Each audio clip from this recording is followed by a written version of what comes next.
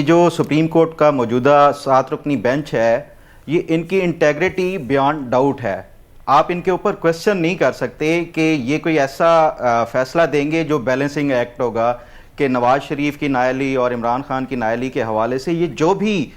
جو موجودہ یہ 7 رکنی بینچ ہے یہ ایسا فیصلہ دے گا جو آئین اور قانون کے مطابق ہوگا. میرا خیال ہے کہ یہ عدالت سے زیادہ جو ذمہ داری ہے وہ سیاستدانوں کے اوپر ہے کہ یہ اس طرح کے جو آئینی ابہام ہیں ان کو یہ درست کر سکتے تھے. ماضی میں جو 18ویں ترمیم تھی جب اس کے اوپر یہ کمیٹی ایک کانسٹیٹیوشنل جو کام کر رہی تھی اس ٹائم ان کے پاس موقع تھا یہ 62(1)(f) کو جو صادق اور امین کے حوالے سے یہ اس کو انڈو کر سکتے تھے. میں اس کا تھوڑا سا آپ کو کنٹیکسٹ بتاؤں کہ یہ جو جنرل آج عدالت نے بھی بارہا پوچھا جنرل ضیاء الحق کی طرف سے یہ جو ایڈ کیے گئے ہیں آئین میں یہ کیا اس کو وہ انڈو نہیں کیا جا سکتا تھا. آپ کے علم میں لانا چاہتا ہوں کہ جنرل ضیاء الحق نے 94 انٹرونشن کی تھی کانسٹیٹیوشن میں جو آئین پاکستان تھا اس میں 94 بار انہوں نے پریزیڈنشل آرڈر کے ذریعے ترامیم کی, کسی میں ایڈیشن کی, کسی میں سبٹریکشن کی. تو یہ 18ویں ترمیم میں یہ جو کمیٹی تھی وہ اس کو انڈو کر سکتی تھی, انہوں نے نہیں کیا. جنرل مشرف کی بھی جو انٹرونشنز تھی یا انہوں نے جو پریزیڈنشل آرڈر کے ذریعے جو ترامیم کی تھی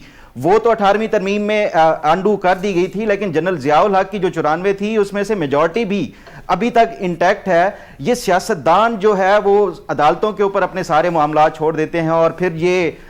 جو ہے یہ اپنے یہ ان سے ایکسپیکٹ کرتے ہیں کہ یہ کوئی بیلنسنگ ایکٹ یا اس طرح کا نااہلی کے حوالے سے ہو. دوسری بات جو میں اس میں یہ کہنا چاہتا ہوں کہ یہ جو بلاول صاحب نے یہ مقتدرہ یا مقتدر حلقوں کے حوالے سے بھی بات کی ہے کہ پنجاب سے Imran Khan P T I اور نواز شریف جو ہے یہ ان کے ہمیشہ سے ان کو وہ کیا جاتا ہے. میں سمجھتا ہوں کہ یہ جو سیاسی جماعتیں ہیں یہ ساری کی ساری ہمیشہ سے ہی مقتدر حلقوں کے ہی سائے کے انڈر رہنا چاہتی ہیں, چاہے وہ پیپلز پارٹی ہو, مسلم لیگ نواز ہو یا پی ٹی آئی ہو. آج جو پی ٹی آئی ہم سمجھتے ہیں کہ اس کو لیول پلینگ فیلڈ نہیں مل رہی, اگر پی ٹی آئی کو موقع ملا تو وہ بھی یہ چاہے گی کہ وہ جو مقتدر حلقے ہیں ان کا دست شفقت ان کے اوپر آ جائے تو وہ پھر سے اچھا بچہ بن جائیں گے. تو یہ تمام تر جو سیاسی جماعتیں ہیں ان کی آئین اور قانون اور سویلین بالادستی والی جو بات ہے یہ صرف بیانات کی حد تک یا کتابوں کی حد تک تو یہ اچھی لگتی ہے. جو پریکٹیکل اگر سیاست دیکھیں تو یہ ہمیشہ سے ان کی تگ و دو ہی یہی رہتی ہے کہ یہ مقتدر حلقے ان کے اوپر دست شفقت رکھیں اور جو اقتدار کا جو ہمہ ہے وہ ان کے کندھے پہ